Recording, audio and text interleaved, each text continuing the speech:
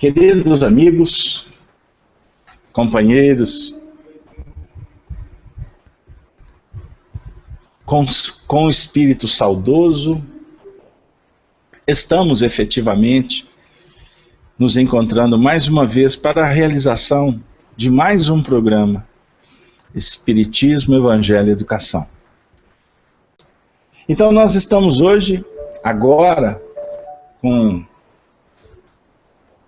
com esse espírito alegre que vai contagiando a todos nós para poder participar dessa família, que eu aproveito para abraçar a todos que estão no chat.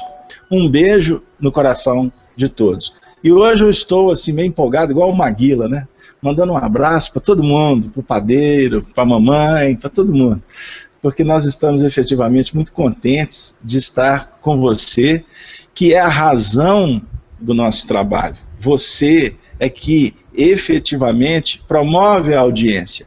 Então a gente convida a todos que possam trazer companheiros, familiares para os nossos chats, para intercambiar com todos nós nessa dinâmica do estudo da doutrina espírita.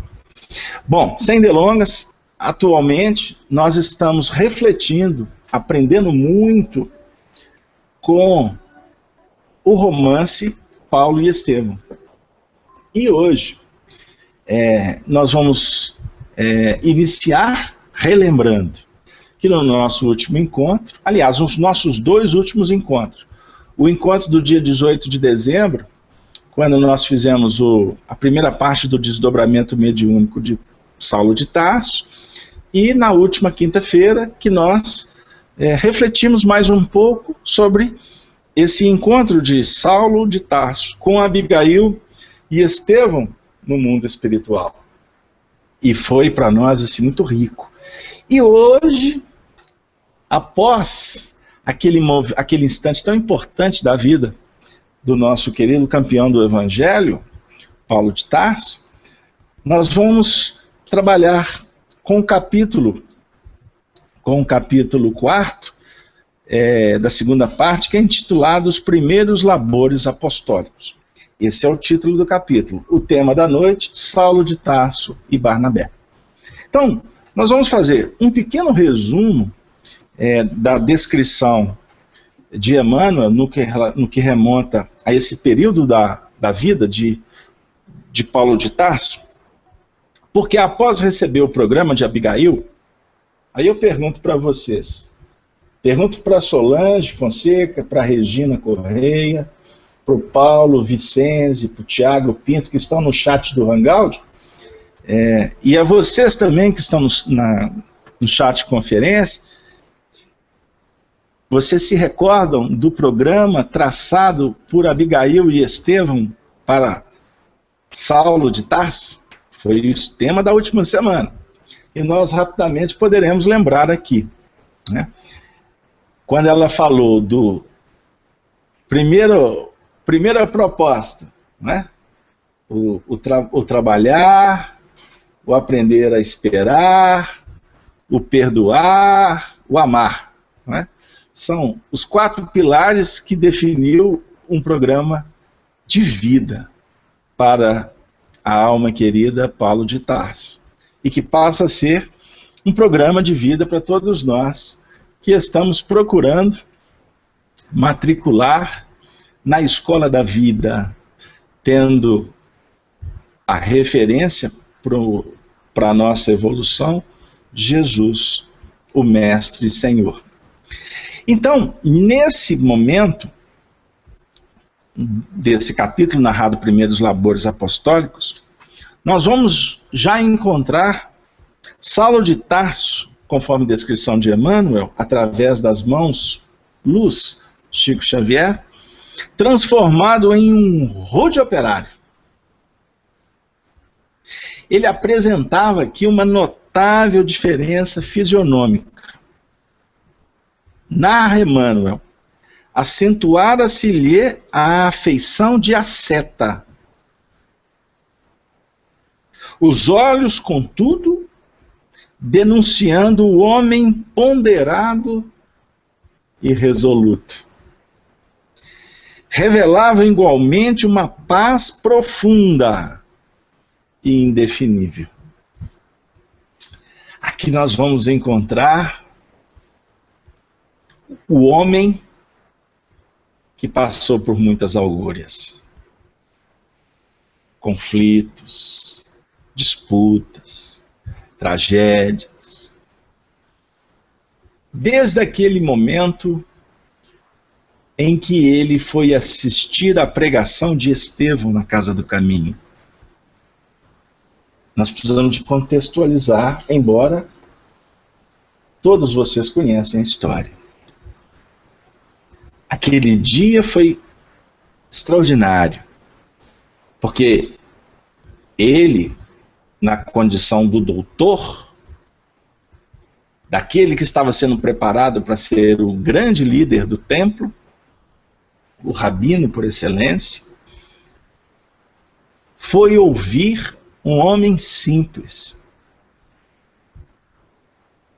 Ele se envolveu num contexto que nós não podemos esquecer de muita simplicidade,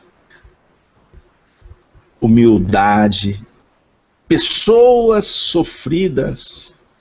E ali, ele, é muito importante a gente se lembrar. Ali, ele foi balançado.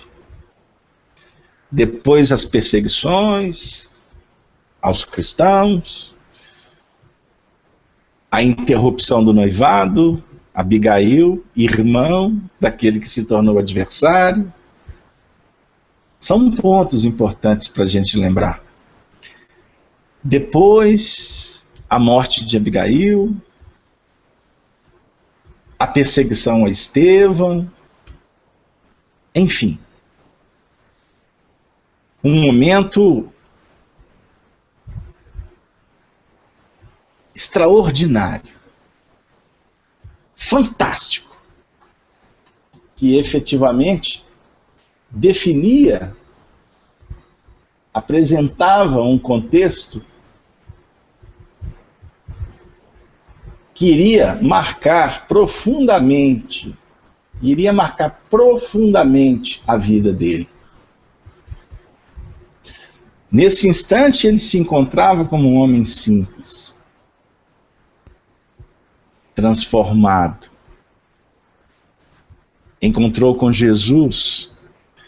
São pontos que vão definir para nós um movimento que envolve um procedimento que vai estabelecer mudanças radicais na vida de muitos de nós que estamos em busca do conhecimento, da interação com a luz, pela vivência.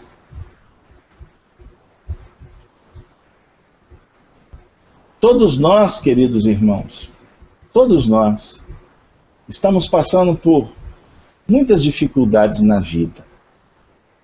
E essas dificuldades, elas efetivamente vão caracterizar, se eu posso assim dizer, vão caracterizar um aprendizado extraordinário. Transformado em rude operário. Ele se estabelecia na cidade de Antioquia. Ele vai trabalhar no núcleo que vai definir para ele um movimento de um grande aprendizado. Compreendendo que a situação não lhe permitia idealizar grandes projetos de trabalho, contentava-se em fazer o que fosse possível. Olha que interessante. Sentia prazer em testemunhar a mudança de conduta aos antigos camaradas de triunfo, por ocasião das festividades tarcenses. Orgulhava-se quase de viver do modesto rendimento do seu árduo labor. Vezes várias ele próprio atravessava as praças mais frequentadas, carregando pesados fardos de pelo caprino. Os conterrâneos admiravam a atitude humilde. Todos que o conheceram na fase áurea da juventude não se cansavam de lamentar aquela transformação. A maioria tratava-o como alienado pacífico. Por isso, nunca faltavam encomendas ao tecelão das proximidades de Tauro. A simpatia dos seus concidadãos, que jamais lhe compreenderiam integralmente as ideias novas, tinham a virtude de amplificar seu esforço, aumentando-lhe os parcos recursos. Ele, por sua vez, vivia tranquilo e satisfeito. O programa de Abigail constituía permanente mensagem ao seu coração. Levantava-se todos os dias procurando amar a tudo e a todos. Para prosseguir nos caminhos retos, trabalhava ativamente. Se lhe chegavam desejos ansiosos, inquietações para intensificar suas atividades fora do tempo apropriado, bastava esperar. Se alguém dele se compadecia. Se outros o apelidavam de louco, desertor ou fantasistas, procurava esquecer a incompreensão alheia com um perdão sincero. Refletindo nas vezes muitas que também ele ofendera aos outros por ignorância. Estava sem amigos, sem afetos, suportando os desencantos da soledade, que se não tinha companheiros carinhosos, também não necessitava temer os sofrimentos oriundos das amizades infiéis. Procurava encontrar no dia o colaborador valioso que não lhe subtraía as oportunidades. Com ele tecia tapetes complicados, barracas e tendas, e exercitando-se na paciência indispensável aos trabalhos outros que ainda o esperavam nas encruzilhadas da vida. A noite era a bênção do espírito. A existência corria-se em outros pormenores de maior importância. Quando um dia foi surpreendido com a visita inesperada de Barnabé. O ex-levita de Chipre encontrava-se em Antioquia. A braços com sérias responsabilidades. A igreja ali fundada reclamava a cooperação de servos inteligentes. Inúmeras dificuldades espirituais a serem resolvidas. Intensos serviços a fazer. A instituição foi iniciada por discípulos de Jerusalém, sob os alvitres generosos de Simão Pedro. O ex-pescador de Cafarnaum ponderou que deveriam aproveitar o período de calma no capítulo das perseguições, para que os laços do Cristo fossem dilatados. Antioquia era dos maiores centros operários. Não faltavam contribuintes para o custeio das obras, porque o empreendimento grandioso tivera repercussão nos ambientes de trabalho mais humildes. Entretanto, escasseavam os legítimos trabalhadores do pensamento. Ainda aí, entrou a compreensão de Pedro, para que não faltasse ao tecelão de Tarso o ensejo devido. Observando as dificuldades, depois de indicar Barnabé para a direção do núcleo do caminho, aconselhou a procurar o convertido de Damasco, a fim de que sua capacidade alcançasse um campo novo de exercício espiritual. Desculpem, nós fizemos essa leitura inicial, inclusive para que a gente pudesse até organizar ou reorganizar o planejamento do estudo face aos nossos problemas técnicos de imagem, que eu novamente peço desculpas. Mas vamos voltar. Este era o cenário novo. Vale lembrar, conforme Emmanuel descreve mais à frente, que Antioquia, cidade cosmopolita, tornara-se um foco de grandes devassidões. Cidade operária, cosmopolita, um dos maiores centros operários de mercado, de produção. Cidade suntuosa, conforme Emmanuel define, adornada suas ruas por mármore preciosos que deixavam entrever a opulência dos habitantes e por isso proliferava toda a espécie de abusos. Nesse contexto, a igreja de Antioquia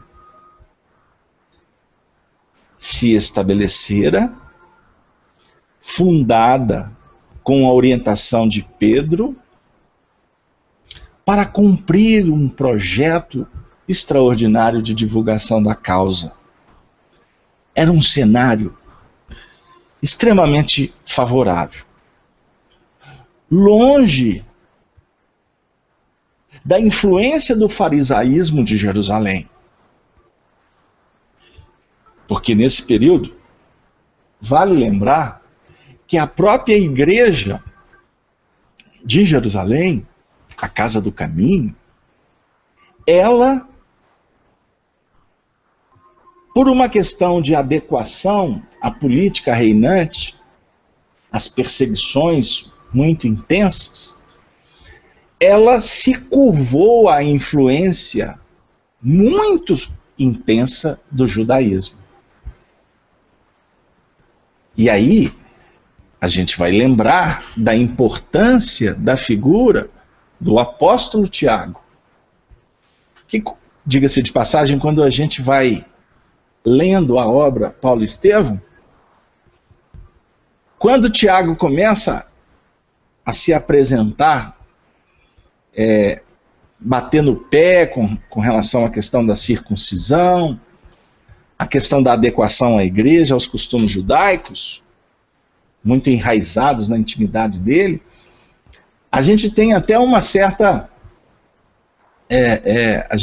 cria até uma certa aversão, né? Porque ele começa a ter uma postura que era contraditória aos princípios da simplicidade do cristianismo nascente. O que efetivamente, com o passar do tempo, a história nos mostrou que ele, de um lado, e Paulo, de outro, tiveram um papel extraordinário. E Pedro, o apóstolo Pedro, se torna, conforme definição dada por Jesus, a pedra angular.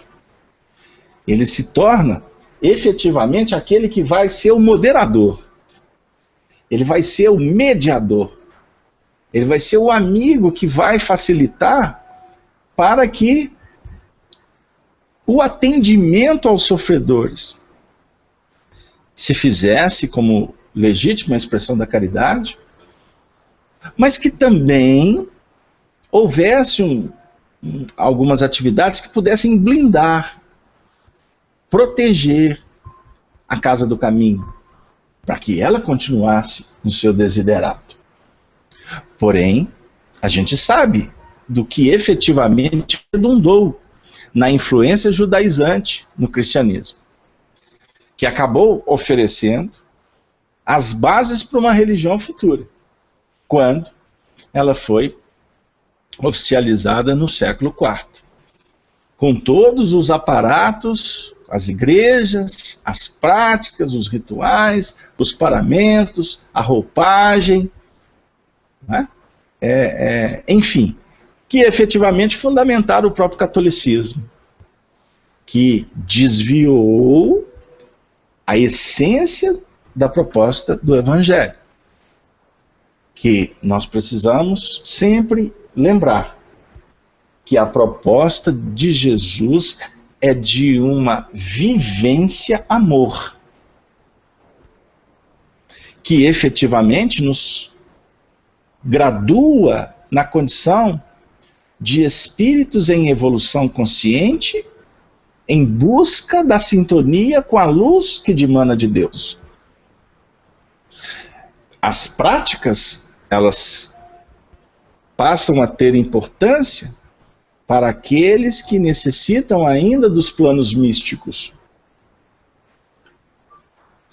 das condutas que oferecem proteção para o incauto, para o tímido, que dão uma certa segurança para a condição de infantilidade, que de alguma forma promove o culto ao medo, para que a religião passe a ser aquela chave libertadora. Enfim, Jesus não falou de prática religiosa. Aliás, os próprios evangelistas, os apóstolos, entenderam isso com o tempo. E por isso deixaram explícito, claro, nos evangelhos,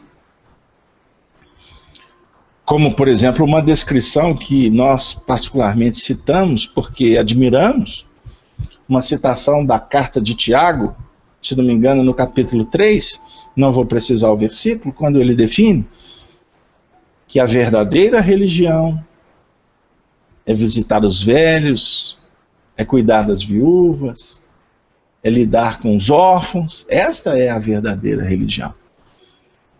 Ou seja, em outras palavras, ele está sendo prático numa abordagem essencial, sintética de Jesus, quando define que não existe amor maior do que dar a vida ao semelhante. E o dar a vida ao semelhante é favorecer a vida. Este é o grande movimento que nos facilita para conectar com Deus.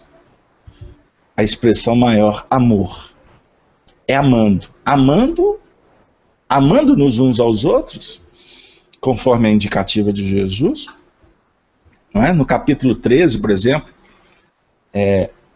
podemos citar o versículo 34. Um novo mandamento vos dou, que vos ameis uns aos outros como eu vos tenho amado. E João, até, para ser literal, ele começa o versículo dizendo, filhinhos, numa atitude paternal, benevolente do Senhor, tratando-nos como filhinhos. Amai-vos uns aos outros, como eu vos tenho amado, como o Pai que nos oferece o dom da vida. Porque o Senhor diz, eu não venho de mim mesmo, eu venho daquele que efetivamente me enviou, o Pai que está nos céus. E eu vim realizar a obra dele. A obra dele é amor, porque foi efetivamente a obra do cristianismo, é a obra do amor. Então, a igreja de Antioquia estava sob toda essa influência. Ou melhor dizendo, uma correção. A igreja de Jerusalém estava sob a influência. Já Antioquia, que estava num outro cenário, que não se caracterizava por um cenário religioso, mas acima de tudo, numa cidade operação, que dá até um simbolismo para a gente refletir. Viu, Daniel? Daniel que gosta? Arnaldo também gosta dessas reflexões. Jerusalém representa a religião. Nesse contexto aqui, Antioquia representa a ciência. Jerusalém representa filosofia. Vou fazer um ajuste, fica melhor. Jerusalém representa filosofia. Antioquia representa ciência. É o tríplice aspecto da doutrina espírita. Filosofia, ciência e religião. A definir que a vivência, o experimento, vai nos convidar para uma transcendência filosófica pela construção íntima. Porque não adianta ficar só na filosofia. É necessário operar. Mas para operar você precisa do laboratório. O laboratório da vida, que vai nos dar condição de testar, de verificar o que é bom, o que não é bom, desenvolver as habilidades. É no laboratório. Então Antioquia tem essa representação. O mundo que nós vivemos hoje, quando você sai de casa para trabalhar, para ir para a escola, enfim, você está saindo para o laboratório. A filosofia é indagação.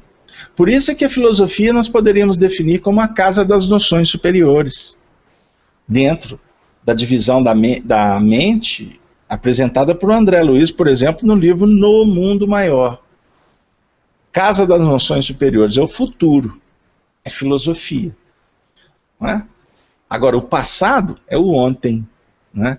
É o porão, é onde que estão guardados os nossos experimentos. Né? Por isso é que o Arnaldo, inspiradamente, está dizendo, ele está citando a parábola do bom samaritano. É como descer de Jerusalém para Jericó, do céu para a terra. Arnaldo, você foi assim, divinamente inspirado, amigo. Por quê? É descendo de Jerusalém para Jericó é que você vai efetivamente ter a oportunidade de colocar em prática, efetivamente, o conteúdo que nós estamos, por exemplo, discutindo. Ontem nós fazíamos um estudo e refletimos quanto à importância destes, como o nosso encontro de agora. Não é isso, Ivani? A Lília de Brasília, chegou agora, né, Lília? O Norival, né? Norival de São Paulo, o Paulo Augusto do Espírito Santo, tem muita gente nova aí com a gente, que legal. Que bom, vamos formando a família aí para que uns possamos ajudar os outros. Mas o que é importante a gente entender é que o nosso encontro aqui é São Bernardo do Campo. Obrigado, Norival, porque além de idoso, a gente está ficando com o braço curto, né? É o problema do óculos. Só para fazer uma brincadeira com o nosso amigo. Voltando. É necessário que a gente possa refletir, né, sobre a importância do nosso encontro. Não é isso, Rita? Por que nós estamos aqui? Nós estamos, de alguma forma, movimentando recursos para colocar em prática e construirmos com eficiência estes princípios que vão redundar numa certa tranquilidade daqui a milênios. Que isso, Casalberto? Meu amigo. Ou tu tá achando que você vai sair do nosso estudo aqui, terminar a leitura de um livro e vai efetivamente sair irradiando luz para todo lado? Não. Nós estamos nos organizando filosoficamente, preparando o grande futuro. Agora, o grande futuro, organizado a partir de agora, ele nos convida a iniciar a operação do projeto a partir de agora. Aí vem a sabedoria popular que diz, não deixa para amanhã o que poderia estar fazendo ou fazer hoje. Né? Aí tem até a música do Vandré, lá da minha época, da década de 70, né, Arnaldo? Isso é da minha época também. Né? Quem sabe faz a hora, não espera acontecer. Né? Essa turma nova aqui não vai, talvez, se lembrar disso, não. Né? Mas embora a poesia está aí para a gente, junto, dar as mãos e falar, caminhando e cantando e seguindo a canção.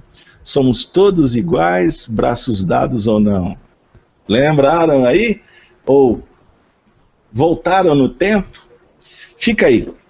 Então, queridos amigos, vamos retornar para a gente não perder o foco. Estamos no mesmo barco. É isso aí, Rita, no mesmo barco. E graças a Deus, nós estamos tentando pedir que o nauta maior possa guiar essa nau. Jesus. Ele está gerenciando tudo. Está tudo certo no universo. Do nosso mundo, no nosso planeta, que é a jurisdição dele. Está tudo certo. Então não pense que as coisas estão na mão dos homens, não. Embora sejamos responsáveis. Mas os homens, quando nós, por inabilidade, cometemos os nossos delitos, os nossos equívocos, existe um determinismo divino, que pode, inclusive, nos convidar a sair do contexto. Né? Então, eu estou trazendo esse ponto como uma, se eu posso assim dizer, uma reflexão carinhosa com relação a esse momento que nós estamos vivendo. Então vamos continuar. Então, Pedro indica, dá uma sugestão para Barnabé que ele, em Antioquia, como um líder da igreja, ele pudesse trazer para perto Saulo de Tarso. Porque, conforme define Emmanuel aqui, era necessário que fizesse isso a fim de que a sua capacidade, os atributos, os valores de Saulo, a sua capacidade alcançasse um campo novo de exercício espiritual. E aí eu gostaria de trocar uma ideia com vocês. Existem alguns pontos na história de Saulo que mexem muito com a gente. Por exemplo, a história nos indica que quando Saulo, foi batizado com um novo nome, batizado ao cristianismo, é sugerido para ele o nome Paulo, por duas razões. Porque Paulo seria a latinidade do nome Saulo, não é isso? Mas tem um ponto importante também. Ele é feito também uma reverência a Sérgio Paulo, que foi um romano importante que libertou Estevão quando Gesiel, ele ainda servo das galeras, e por ter cuidado de Sérgio Paulo, ele fica doente também, Gesiel, e Sérgio Paulo tenta retribuir, libertando ele, mesmo doente, e acaba que com isso Estevão, sob as bênçãos dos céus, vai ser socorrido, inclusive levado à casa do caminho, onde é curado. Então, Saulo de Tarso passa a ter uma conexão respeitosa e, portanto, espiritual com Estevão, que é de um valor, assim, maravilhoso. Ele se converte a um novo homem. É necessário que o homem velho morra para que o homem novo nasça. Não é isso? Bom, o homem novo nasce apoiado no homem velho. Por que a gente está trazendo esse ponto? E espero que eu esteja caminhando numa senda segura. Se não, eu peço que vocês orem para que eu possa me despertar. Mas é pura bobagem você julgar que você vai mudar radicalmente de uma hora para outra. intimamente falando. Você pode mudar radicalmente o seu conceito. Você pode mudar o foco da sua mente por uma decisão pessoal. Não tenha dúvida. Né? A proposta é o do batismo da água, que é a metanoia. Vamos batizar. Né? Muda o foco da sua vida. É possível. Só que na operação, não basta você querer.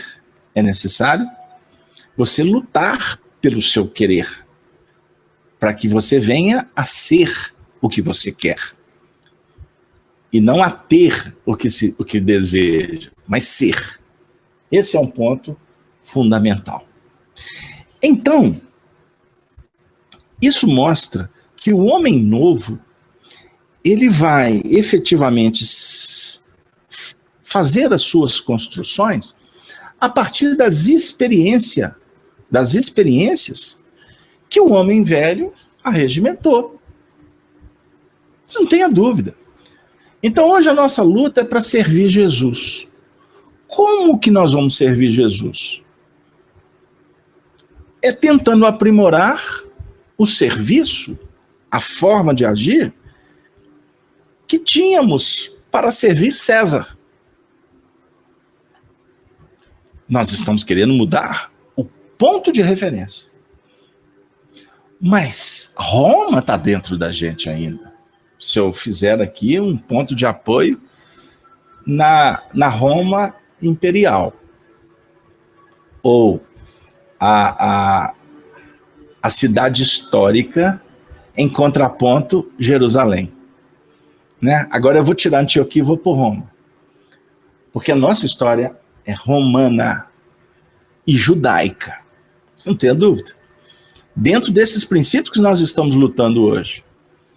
Então, se aqui a gente fala de Antioquia, Antioquia foi se tornando uma grande cidade, e a partir do momento em que você vai movimentando muitos recursos, você vai atraindo pessoas que se interessam pela produção da cidade, né? E que efetivamente vai em busca do resultante da produção. No mundo material, a riqueza. E aonde há recursos materiais, a vida passa a oferecer mais facilidades. Como nós ainda somos, né, como cidadãos da história, continuamos ainda marchando dentro de princípios extremamente egóicos, materializantes, efetivamente, nós vamos como que abrindo portas para que a treva se agigante, ganhe espaço. Não sei se deu lá. Então, eu costumo dizer que quando a corda aperta, e que tem muita gente que reclama, se a gente fosse analisar com mais cuidado, quanto mais a corda apertar, melhor é. Não é? Por quê?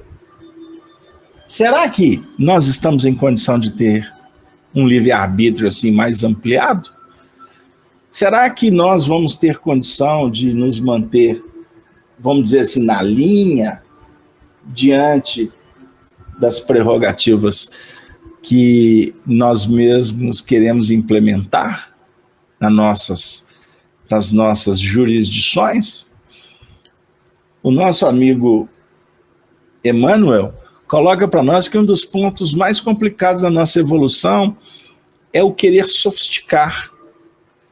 E a sofisticação, ela acaba alimentada pela vaidade, ela acaba criando mecanismos egóicos muito sérios. Nós somos sofisticados até para dizer não ao bem. Não sei se está chegando lá. A nossa ideia, porque não é simples a gente tentar resolver isso aqui em alguns minutos. O que a gente gosta de trabalhar é que não podemos falar. A introdução do livro Paulo Estevão me veio à memória, ajudado pelos nossos amigos. Não é possível falar de Paulo de Tarso sem falar de Estevão. Isso é Emmanuel na introdução do livro. E nós agora poderíamos fazer plagiar a ideia de Emmanuel e dizer: não é possível falar de Paulo de Tarso sem falar de Saulo. Por quê? Saulo muda o foco, mas a sua desenvoltura, ela que vai dar a base para que ele pudesse ser fiel a Jesus, como um dia ele foi fiel a Moisés. Se a gente for analisar com carinho, com calma, a fidelidade não é a Moisés ou a Jesus. A fidelidade aos princípios, os princípios espiritualizantes que já tinham, que já eram muito preponderantes na intimidade dele. Lembram quando Estevão foi apedrejado, Abigail, noiva de Saulo, reconhece o irmão, e ele, nos últimos lances da vida, ele entende, associa a presença da irmã como noiva do seu algoz, entre aspas, e ele diz para ela: ama-o, seja fiel, porque ele é um homem bom. Ele será, olha a previsão do moribundo, ele será fiel a Jesus como foi fiel a Moisés, como é fiel a Moisés. Né? Então o Arnaldo está falando conquistas pessoais, méritos adquiridos, patrimônio do Espírito. Né? É isso aí. Então, dentro de todo esse cenário, o nosso companheiro Barnabé, né, essa figura notável do cristianismo nascente, vai se aproximar gradativamente, vai envolver de uma forma muito legal, muito fraterna, o nosso querido Saulo, que o recebe sempre na condição de um amigo contente. É muito interessante porque nessa abordagem que Emmanuel descreve para nós, Barnabé expõe o elevado plano da igreja que lhe reclamava o concurso fraterno. O desdobramento dos serviços, a colaboração constante de que poderiam dispor para a construção das obras de Jesus Cristo. Barnabé exaltou a dedicação dos homens humildes que cooperavam com ele. A instituição, todavia, reclamava irmãos dedicados que conhecessem profundamente a lei de Moisés e o evangelho do mestre, a fim de não ser prejudicada a tarefa da iluminação intelectual. Olha que interessante. Barnabé já chega falando sobre a importância da iluminação intelectual. Por isso é necessário conhecer Moisés e conhecer o evangelho. O ex-rabino, continua Emmanuel, edificou-se com a narração do outro e não teve dúvidas em atender ao apelo. Ele aceita. Apenas apresentava uma condição. Uma condição. Qual a de prosseguir no seu ofício, de maneira a não ser pesado aos seus confrades de Antioquia. Inútil qualquer objeção de Barnabé nesse sentido. Olha para vocês verem, gente. Que transcendente. Ele aceita a tarefa na igreja com a única condição de não ser pesado. Ele não queria dar trabalho. Ele queria continuar no ofício dele de tecelão. Se sustentar. Não ser pesado. Não dá trabalho. E a gente observa, ao longo do tempo, como que nós cristãos abusamos do poder. Cultivamos a bajulação para redundar em favorecimentos. Política suja. Política contraditória na essência com a proposta daquele que não tinha uma pedra para recostar a sua cabeça, o Filho do Homem, que poderia ter escolhido, conforme fala Emmanuel, ter nascido num berço de ouro, ser filho de reis. Não. Ele opta por iniciar o mandato na mais pura simplicidade, desprendimento. São pontos que não podemos abrir mão. E a gente observa que os discursos são brilhantes para justificar. Nós, muitas vezes, aproveitamos, olha o que é o desafio de estudar o Evangelho. Nós aproveitamos de cargos, de posições, e eu quero dizer o seguinte, não é só nas religiões. Nós nos aproveitamos de muitas propostas que são legítimas, são boas na essência, para o autobeneficiamento, a autopromoção. São pontos que nós não podemos abrir mão.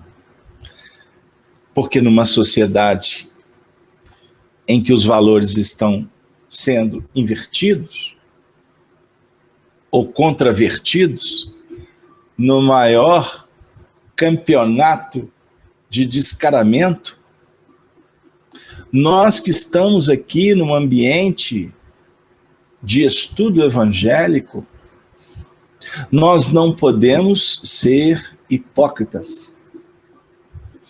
A gente traz o assunto, inclusive, para o nosso movimento espírita. Nós temos uma responsabilidade seríssima. Nós temos que aprender a trabalhar com o pouco para ser fiel com o pouco. Porque quem não é fiel no pouco, não é fiel no muito. Vocês já viram as dificuldades que nós temos dentro da casa espírita? Aliás, a gente brinca no movimento espírita que o espírita é, dos religiosos, o que tem mais escorpião no bolso. É o povo mais ressabiado com dinheiro. Porque aí a gente briga dizendo, é porque nós já aprontamos com o dinheiro dos outros lá atrás. Então hoje, mas por outro lado, o movimento espírita fica numa dificuldade extrema de caminhar, exatamente porque a gente acha que não podemos misturar dinheiro na história. E aí a gente inverte também tudo. Sai de um extremo e vai para o outro. E está lá a pobre casa espírita, sem muitas vezes recursos para comprar ou pagar a conta de luz, de água, a limpeza. Ah, não, mas aqui não tem dinheiro. E não tem mesmo. No seu sentido de que nós, espíritas, não somos remunerados, graças a Deus, por nenhuma atividade. Por sinal, a gente põe no bolso. Né? A gente põe no bolso. Você é convidado para fazer uma palestra lá do outro lado do estado. Costumamos ir com recurso próprio, porque quem te convidou, você vê claramente, não tem condição de dar gasolina. Olha, quem dera se a gente pudesse, né? Ou não sei se é quem dera, mas se a gente pudesse viver só por conta de divulgação da doutrina espírita. Mas eu pergunto, será que seria uma boa? Ah, mas a doutrina tem que ser divulgada. Ok. Mas enquanto a gente está divulgando a doutrina espírita, Arnaldo, olha o que eu vou dizer. Você entra em prece, porque pode ir para o umbral, né? A nossa equipe inteira. Você já imaginou se a gente vivesse só por divulgar a doutrina espírita? Como é que ficaria o laboratório da vida? Porque quando eu estou na tarefa espírita, nessa Antioquia, que Barnabé está nos convidando para trabalhar, porque não pensem vocês que nós viemos aqui à toa hoje, não. Hoje eu vou brincar dizendo que nós estamos lascados, porque Barnabé está convidando Saulo de Tarso, está convidando o Antônio, a Cleusa, Dani, Daniel, Helena, Ivani, Lília, Miriam, essa turma toda que está no chat. O Tiago Pinto, o João Yudes, o João Yudes, grande João, a Silvia, né? Barnabé está convidando todos nós. Para quê? Para que a gente possa colocar em prática o que nós estamos falando. Por isso a gente tem a tarefa espírita, mas depois você tem que voltar para casa. Você tem que cuidar do filho, da esposa, do marido, dos amigos. Você tem que ter o seu labor. Você tem que ter buscar o seu tear. Porque nós somos tecelões da vida. Todos nós estamos sendo convidados para aprender na horizontal da evolução. Quando a gente fala horizontal, é da expansão mental, que vai definir relação, trabalho, ação, reação, conjugação, dores, alegrias, emoções, paixões. Isso tudo está no plano da horizontal. Porque é na horizontal, daquela base da cruz, base é o melhor dizendo, daquela madeira que promove o ângulo reto com a base que sobe na direção dos céus, é formar o equilíbrio do ângulo que nós vamos nos apresentar com dignidade no alto. O problema é que a nossa cruz ou balança, né? Ou ela enverga, ou a gente esquece de colocar o calço, e aí a gente fica nesse conflito. E Jesus tem que nos alertar, conforme a descrição do capítulo 6 de Mateus. Não se pode servir a Deus, servir a Mamon. Mas é necessário, amigo, se eu estou falando de horizontal, dar a César o que é de César.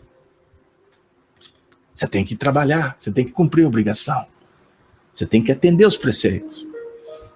Mas você não pode, em cada movimento que você está atendendo César, você não pode dissociar de Deus. Não pode haver contradição. No dia que não houver contradição, você vai estar bem. Você vai estar feliz. Você vai estar em paz. Carlos Alberto volta para o nosso Barnabé que está expondo. Volta para o nosso Saulo que colocou uma condição. Porque o cristão não põe condição. Você é médico, você escolhe quem que você vai atender, meu amigo. A hora que você vai atender, o lugar que você vai atender, quanto que ele pode pagar. Eu estou me referindo a um discurso de Bezerra de Menezes, quando ele formou em medicina. É uma história belíssima, riquíssima, que vale a gente estudar. Depois que ele fala uma série de coisas, conduta, ética, ele diz assim, quem escolhe, determina, etc., não é médico, é negociante de medicina. Ele está sendo remunerado para pagar as despesas que ele teve para se formar. Discurso do final do século XIX. Meu Jesus, Carlos Alberto, mas como é que eu vou viver? dá jeito para tudo, meu amigo. Nós temos condições, nós temos possibilidades de agir na luz ou distanciarmos dela. Em cada conversa, você tem essa oportunidade. Em cada aperto de mão, você é convidado para trabalhar com Deus e com César. Deu aí? Dissociar é mamon. É desequilíbrio. É queda. Repercussão. Sofrimento. Em cada telefonema, em cada e-mail, que dirá? Em cada abraço, em cada contato, em cada relação. Tudo isso define para nós um ensaio para a perfeição. Pressuroso e prestativo, Saulo de Tarso em breve se instalava em Antioquia, onde passou a cooperar ativamente com os amigos do Evangelho. Vocês querem que a gente leia mais um trechinho? Ou vocês querem só que a gente converse? Eu estou vendo que vocês não têm participado tanto. E isso para nós é um motivo de tristeza. Porque o estudo é construído por todos. Como só os espíritos responderam, eu vou ler só mais um trechinho. Ele trabalhava durante largas horas do dia. Consertava tapetes ou se entretinha no trabalho de tecelagem. Destarte, ganhava o necessário para viver. A Cleusa está falando para me ler mais um pouquinho. Mas, Cleusa, eu não posso só ler. Porque olha esse trecho, já me derrubou. Já me causou um problema. Olha o que Emmanuel diz. Que ele ganhava o necessário para viver. Vamos fazer uma alusão a Chico Xavier. Nossa alma querida, não tem como. Nós temos que lembrar dele com tanto carinho e agradecimento. O Chico ganhava aquele salário pequeno de funcionário público e etc. Aí ele sempre falava, graças a Deus eu tenho meu emprego, sou remunerado mais do que eu mereço. Mas Chico, como é que você consegue viver com isso? Mas eu vivo dentro do necessário. Porque a gente vai estudar no Livro dos Espíritos, né? O tópico necessário é supérfluo. E é um dos nossos grandes desafios. Porque quando entra no supérfluo, estamos dissociando-nos da simplicidade. Vocês já perceberam aonde que nós entramos? Que panela de pressão que nós estamos vivendo? Cleusa, você em Leiria, Portugal. Parabéns, viu, Cleusa? Gente, hoje é aniversário da Cleusinha. Cleusinha, que Deus te abençoe. Que você seja, nessa data, envolvida por muitas bênçãos de paz, de luz, de força, de saúde. Que a sua família possa festejar com você de uma forma fraterna, estimulante. Que a sua filhinha possa aproveitar a mãe que ela tem. Que o seu maridão possa te encher de ternura. Mas que você possa também agradecer por tudo que o Senhor tem te oferecido. E nós, que estamos comemorando com você o aniversário, gostaríamos de agradecer por você estar conosco, por você fazer parte dessa família da Rede Amigo Espírita. Então, estão dizendo aí que o Arnaldo que arrumou para você, tendo delatado o seu aniversário. Então, o problema é seu com Arnaldo, Arnaldo com você. Mas nós, não é Claudinha, não é Simplício, não é Vanessa, todos nós estamos aqui querendo demonstrar a alegria nossa por poder comemorar o seu aniversário. Agora disseram que o aniversário é dia 27. Olha, já foi comemorado hoje por nós, não é? Agora vocês é que efetivamente nos engaiolaram. Vai estar comemorado então, Cleuzinha. Um beijão no seu coração. Utilizando o grande cabedal de experiências já adquirido nas refregas e padecimentos do mundo, jamais o viam ocupar os primeiros lugares. Olha que interessante. Ele não ocupava os primeiros lugares. Nos Atos dos Apóstolos, vemos-lhes o nome citado sempre por último, quando se referem aos colaboradores de Barnabé. Saulo havia aprendido a esperar. Na comunidade, preferia os labores mais simples. Sentia-se bem atendendo aos doentes numerosos. Recordava Simão Pedro e procurava cumprir os novos deveres na pauta da bondade despretensiosa, embora imprimindo em tudo o traço da sua sinceridade e franqueza, quase ásperas. Franqueza quase ásperas. Olha que interessante.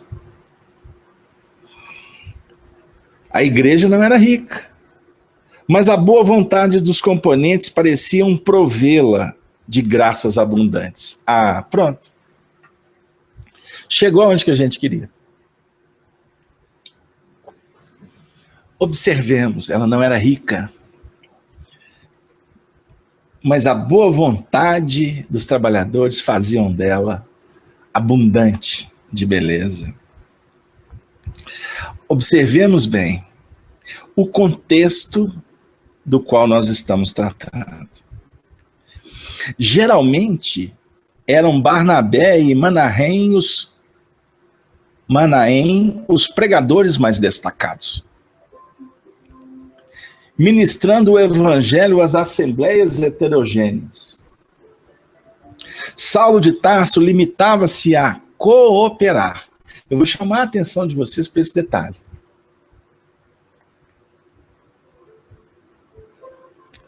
Ele mesmo notara que Jesus, por certo, recomendara absoluto recomeço em suas experiências. Ele tinha sido doutor. Ele era o campeão da retórica. Ninguém competia com ele. As argumentações do doutor de Tarso eram inabaláveis. Tamanha lucidez, a lógica, quando tratava da lei mosaica. Certa feita, fez o possível por conduzir as pregações gerais, mas nada conseguiu. A palavra, tão fácil noutros tempos, parecia retrair-se-lhe na garganta. Compreendeu que era justo padecer as torturas do reinício, em virtude da oportunidade que não soubera valorizar.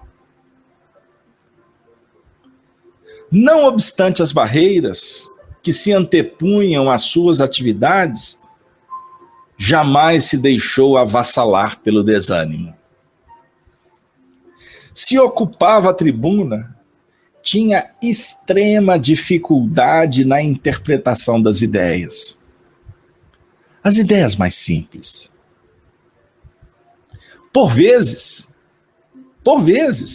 chegava a corar de vergonha ante o público que lhe aguardava as conclusões com ardente interesse, dada a fama de pregador de Moisés no templo de Jerusalém.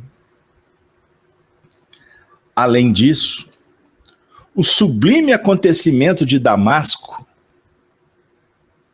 lembram? A entrada de Damasco, Jesus se faz presente, visível, cercava-o de nobre e justa curiosidade. O próprio Barnabé, várias vezes, surpreendera-se com a sua dialética confusa na interpretação dos evangelhos e refletia na tradição do seu passado como rabino,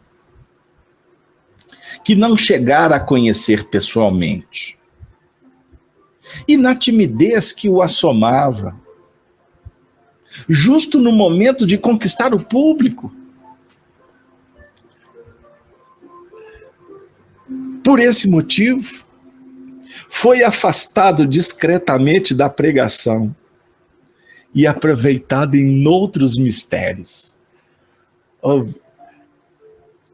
a gente fica refletindo, meu Deus, o que aconteceu com esse homem? A revolução na sua intimidade, de chegar ao ponto de perder uma das suas maiores habilidades, que era as exposições, as argumentações. Ele estava sendo preparado para um trabalho muito maior.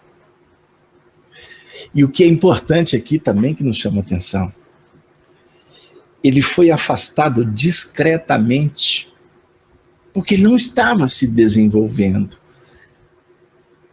num âmbito externo, ele não estava atendendo aquela tarefa, que em tese ele tinha tudo para arrebentar, vamos dizer assim. Aí eu fico, inclusive, gostaria até de... Isso envolve a questão da própria exposição. E durante tanto tempo a gente trabalhou no movimento de unificação, visitando as casas, ministrando cursos, seminários, um período assim muito rico para o nosso aprendizado, e eu sou eternamente grato. E a casa de João Batista, a União Espírita Mineira, Federativa do Estado de Minas Gerais, casa essa que eu tenho grandes amigos, e graças a Deus foi uma grande escola, como os outros núcleos espíritas que eu participei, mas a União Espírita Mineira tem um toque muito especial, porque foi na União Espírita Mineira que a gente teve a oportunidade de, vamos dizer assim, de encontrar portas mais abertas, para que inclusive hoje a gente pudesse estar aqui fazendo esse trabalho de divulgação, que a gente sabe da responsabilidade dele. Mas uma das coisas que sempre me chamou muita atenção na preparação dos trabalhadores para as casas espíritas é o cuidado que a gente deve ter no que remonta à tarefa da divulgação, a responsabilidade em preparar os expositores, mas acima de tudo não preparar com técnicas que muitas vezes o indivíduo até traz consigo, ou alguns cursos, ou algumas poucas realizações já colocam o indivíduo na condição de falar da doutrina espírita, porque habilidades não se perdem. Mas o que é muito importante é preparar as pessoas para falar da doutrina espírita com propriedade. Não falar o que pensam, mas falar procurando sempre apresentar o pensamento, a essência da codificação espírita. Eu não posso aqui, com vocês, num trabalho desse, falar o que eu acho alguma coisa. Porque se eu acho alguma coisa, daqui a pouco eu vou viver num achismo tão grande que eu vou me perder. Capaz de eu nem achar a mim mesmo. Então, quem fala da doutrina espírita tem que falar do que está claro na doutrina espírita. Então, para um orador assumir a tribuna e falar para o público, independente de seja qual ele precisa de ser apresentado e passar a confidenciar-se, se eu posso assim dizer, na escola que temos um professor chamado Allan Kardec, que é um legítimo representante de Jesus. Por isso, queridos amigos, nós temos que efetivamente pensar, refletir e valorizar esse departamento ou esta ação que Emmanuel trata aqui, que era uma das preocupações da igreja de Antioquia, por parte de Barnabé, o trabalho da iluminação espiritual. E nós vemos, dentro do próprio movimento espírita, muitas, não são poucas não, muitas atividades que priorizam, favorecem uma série de ações que acabam ficando muito à margem do que vem a ser o propósito de favorecimento da iluminação espiritual. Precisamos de investir na educação, na preparação, para que o conteúdo doutrinário seja sempre trabalhado com lisura. Eu não estou aqui para falar da minha vida pessoal. Eu estou aqui com vocês, estudando há muito tempo, né, em vários programas. De vez em quando a gente dá um descuido, porque a inabilidade caracteriza as nossas atitudes, mas eu tenho aqui uma responsabilidade muito séria de falar de Allan Kardec e de Jesus. Por isso é que nós citamos os textos, as fontes, nós estamos tentando incentivar a todos vocês no processo de autodidatismo doutrinário, nas ações que definem estudos em grupo na casa espírita. É necessário, é importante que a gente possa mourejar, acima de tudo, nos pilares da humildade, da simplicidade, do ardor, ou melhor dizendo, do fervor, para rimar, da fé, do estímulo, da motivação no trabalho. Mas, acima de tudo, queridos amigos, colocando amor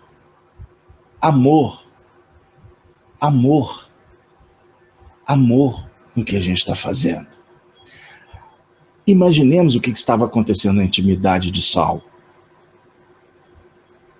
Ele tentava, e de alguma forma, havia um certo bloqueio, que ele mesmo criou ou fomentou dentro dele, face às incongruências, os arrependimentos, os seus conflitos, por ter sido o maior perseguidor do cristianismo no seu nascimento. Foi ele aquele que decretou a morte de milhares de pessoas.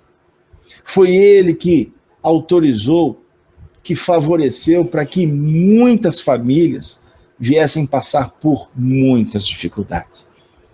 E ele estava ali por misericórdia, como ele mesmo dizia, não se julgando como apóstolo, porque ele se sentia como o último deles, porque foi ele que efetivamente criou tantas dificuldades nos primeiros momentos.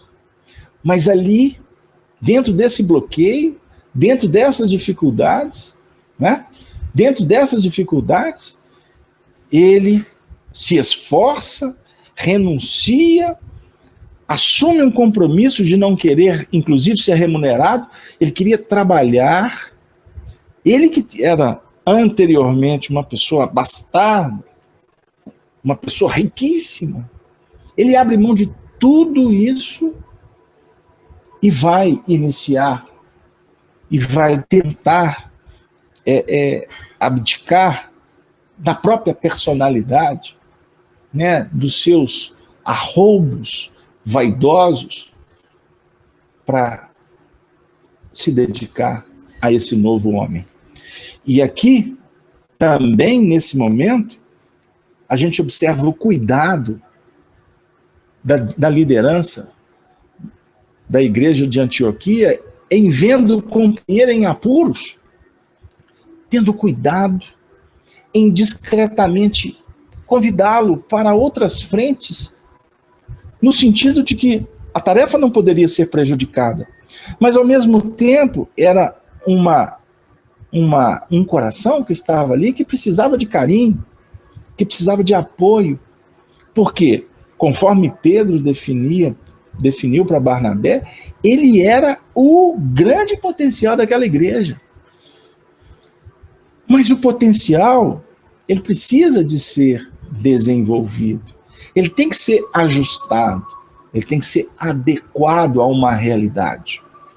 Com isso, queridos amigos, observem, o objetivo nosso era de entrar exatamente direto no planejamento, no trabalho de Barnabé e Paulo, mas face uma circunstância que transcendeu, que escapou ao nosso domínio, por problemas técnicos no início, a gente não conseguiu entrar propriamente aonde planejado. Mas nós estamos aqui na base da conversa, que suscita para nós pontos de um valor capital para que a gente possa refletir no que vem a ser a responsabilidade de falar de doutrina espírita. Como nos alertava sempre o nosso inesquecível Arnaldo Rocha, o nosso benfeitor Honório Abreu, tantos outros que foram representantes dignos e leais dessa doutrina espírita. Não sejamos apressados,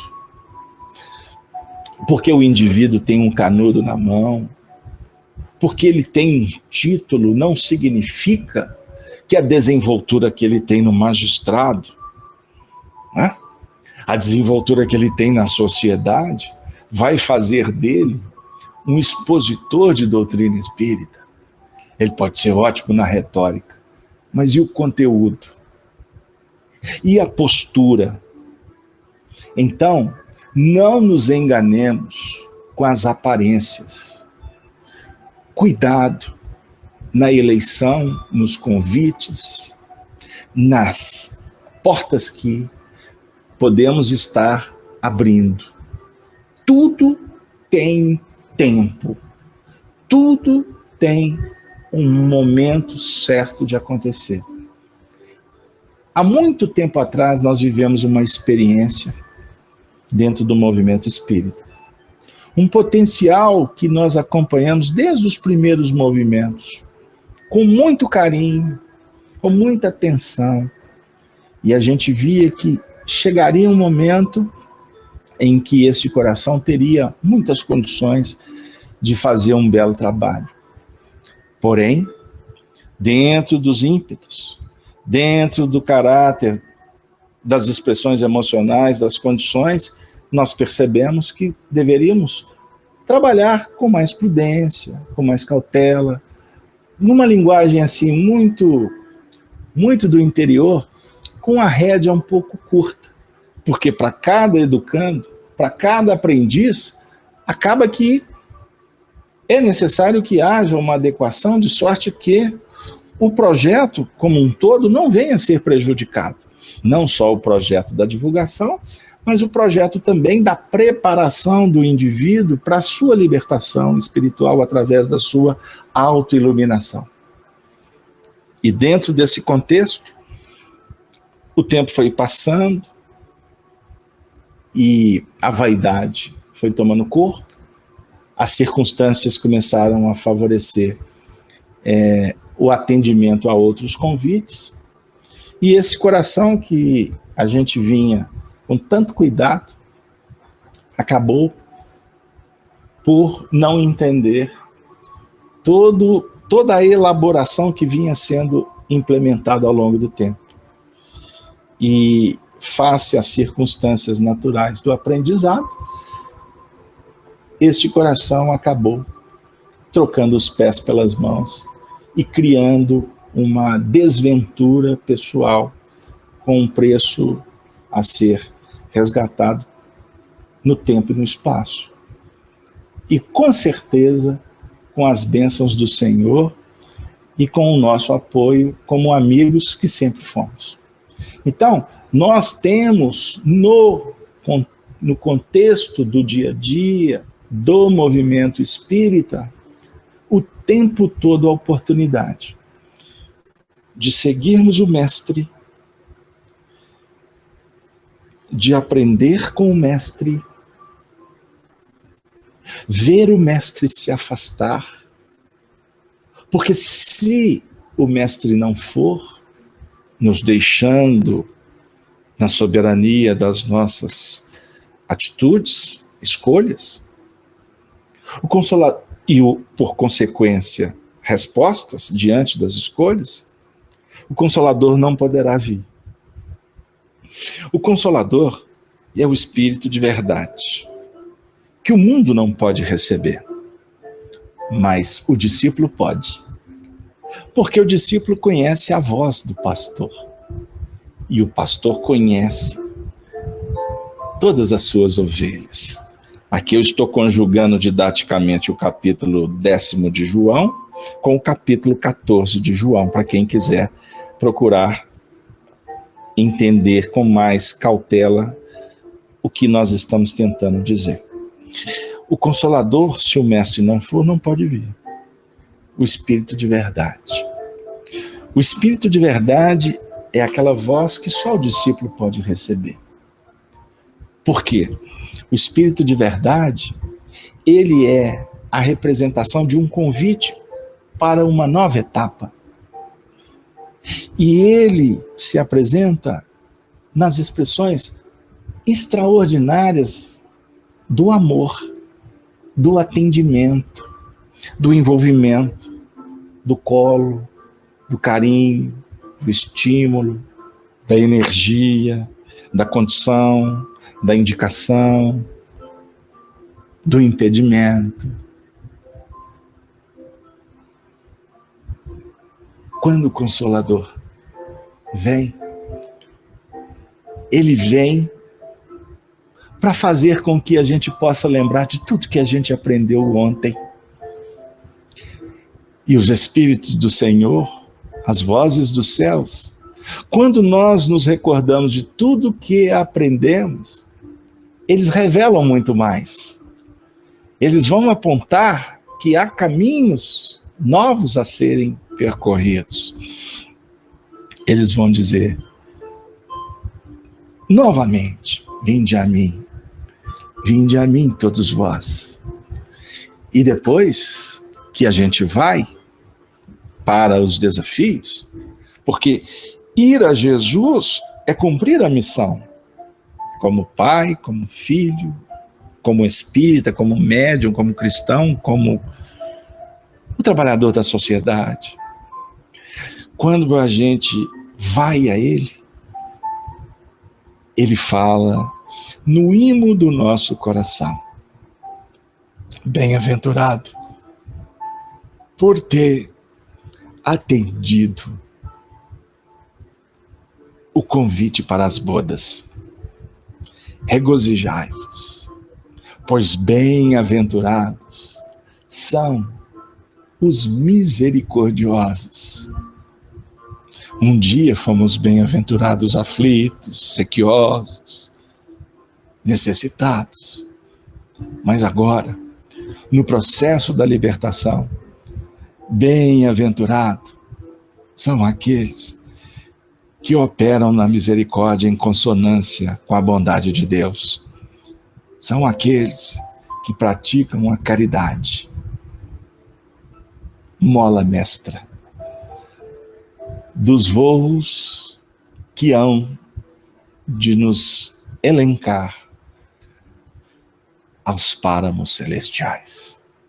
E assim, querido amigo espírita, você ouvinte das rádios, Amigo Espírita, Brasil Espírita, você, companheiro, que caridosamente nos acompanhou, vibrou, ajudou através do chat, a nossa querida Silvia, o Tiago, João Yurdes, desde o Antônio até a Vanessa, nos chats do Hangout, no chat da conferência, mas você também que está na sua casa, nesse momento,